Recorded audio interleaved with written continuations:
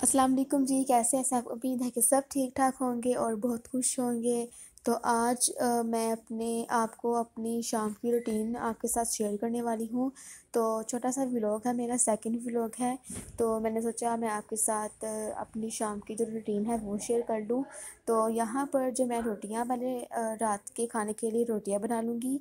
तो रोटियाँ मैंने बनानी थी 4 से 5 रोटियाँ बनानी थी। तो मेरे ख़्याल में कि पहली रोटी किसी-किसी से सही नहीं बनती, तो ऐसे ही मुझसे भी पहली रोटी जो है वो सही बिल्कुल भी नहीं बनती। जो बाकी रोटियां हैं वो मैं सही बना देती हूँ, तो लेकिन फिर भी बनानी पड़ती हैं। तो अब मैं रोटी को अच्छी तरह से सेक लूँगी, इसे पका लूँगी। तो बस गोल नहीं बनती, बाकी सब कुछ मेरे से ठीक हो जाता है। तो अब मैं दूसरी रोटी को बेल लूँगी अच्छी तरह से। तो उसके बाद फिर हम चाय बनाएँगे और फिर ग्रोसरी करने जाएँगे। मैंने कुछ वीडियोस बनानी थी, तो उसके लिए मुझे कुछ सामान की ज़रूरत थी। मैंने सोचा इसलिए मैं सामान भी ले आती हूँ और साथ आपको दिखा भी देती हूँ।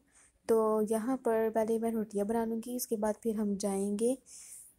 तो जी यहाँ पर हमारी जो रोटियां हैं वो तैयार हो चुकी हैं। देखिए कितनी अच्छी बनी है रोटियां। तो अब हम खाने को सर्व करेंगे और जो शलफ़ है जिसमें हमने रोटियां बनाई हैं उसको भी मैं साफ़ कर लूँगी, क्योंकि जो सूखा आटा होता है उसमें कीड़ियाँ आ जाती हैं, चूंटियाँ आ जाती हैं। इसलिए मैं पहले उसको भी साफ़ कर लूँगी।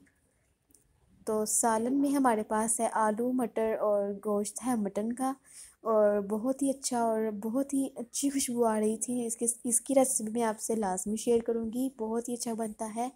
तो अब हम पहले बर्तन रख लेंगे, उसके बाद खाना खा लेंगे। तो ये खाना मैं डाल के दे रही थी अपने भाई को, और उसके बाद मैंने खुद भी डाला था अपने लिए, और खाना खा लेंगे। और जी यहाँ पर देखें रोटी और सालन बहुत ही मज़े का लग रहा था। तो खाना खाने के बाद गुड़ लाज़मी खाना चाहिए। मैंने एक जार में छोटे-छोटे पीसेस करके गुड़ के रख दिए हैं, क्योंकि खाना खाने के बाद गुड़ लाज़मी खाना चाहिए। इससे ये होता है कि जो खाना है वो हज़म भी हो जाता है, और वैसे भी गुड़ लाज़मी खाना चाहिए। तो खाना खाने के बाद मैंने चाय बनाई थी। तो चाय को मैं अच्छी तरह से फेंट लूँगी, इसे पका लूँगी। तो सर्दियाँ हैं, गैस भी कभी आ जाता है और कभी नहीं आता, तो इसलिए जो मैंने सिलेंडर लगाया हुआ है ताकि कभी गैस नहीं होता तो परेशानी ना हो। तो चाय में मैं चीनी नहीं डालती, शक्कर डालती हूँ। तो चीनी मुझे वैसे भी पसंद नहीं है चाय में, तो या गुड़ का छोटा पीस डाल देती हूँ, या मैं इसके अंदर शक्कर डाल देती हूँ। तो चाय के साथ कुछ तो जी बिस्किट। खाना हमने खा लिया है और साथ चाय भी पी ली है। तो मुझे कुछ सामान की ज़रूरत थी। तो चलिए अब हम बाहर ग्रोसरी करने जाते हैं। तो आपको भी साथ हम सब कुछ दिखाएंगे।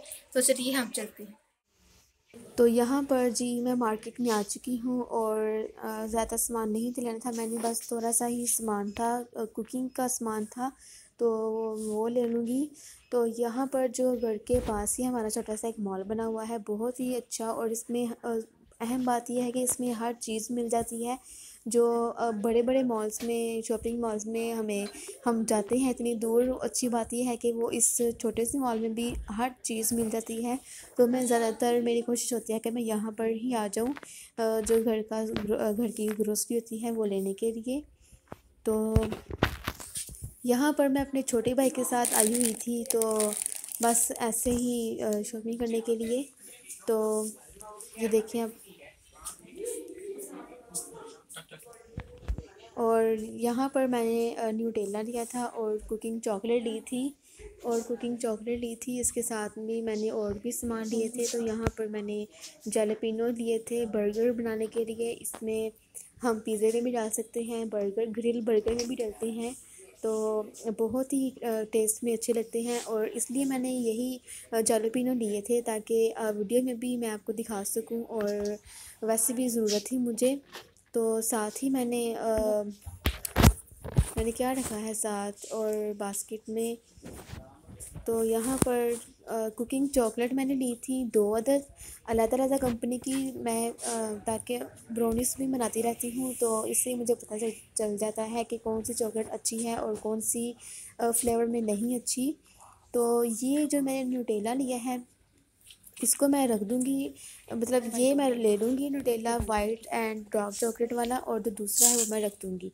और यहाँ पर कुछ स्प्रिंकल्स हैं चॉकलेट की केक के ऊपर या बिस्किट्स के ऊपर डालें, स्प्रिंकल करें तो बहुत ही अच्छे लगते हैं।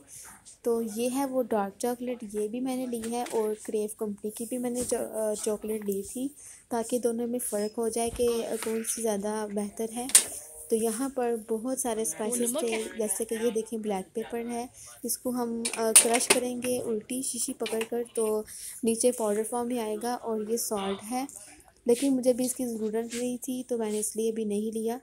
तो हम यहाँ पर घर आ चुके हैं, और ये देखिए सामान जो मैंने लिया था। तो डार्क चॉकलेट ही थी, जॉलीपीनस थे, और न्यूटेला था हमारे पास, और उसके बाद जैलपिनो है,